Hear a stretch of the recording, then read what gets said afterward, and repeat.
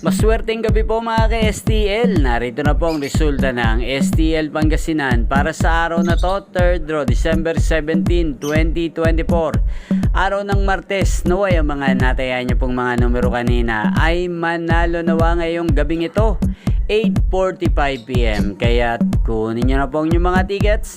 Narito na po ang resulta. Ang mga numerong nanalo sa STL Pangasinan ngayong gabing ito, December 17, 2024, 8:45 PM. Third draw result, 2 at 29. In exact order sa lahat po ng tumaya kanina sa STL Pangasinan para sa third draw ng 2 at 29.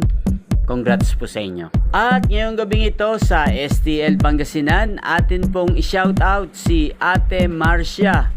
Ate Marcia ng Pangasinan, shoutout po sa iyo. Naway nasa mabuti ka pong kalagayan. At sana mga tinataya mo mga numero sa Pangasinan ay manalo na po ngayong gabing ito. At sa lahat po ng mga taga Pangasinan dyan, shoutout po sa inyo. Lalong-lalo na po sa aking mga subscribers na walang sawang nanonood ng aking mga videos. Shoutout po sa inyo. Inyo pong napanood ang resulta ng STL Pangasinan sa channel na to, Roderick Hernandez TV. Maraming salamat po sa patuloy niyo pong panonood at pagsuporta sa aking channel.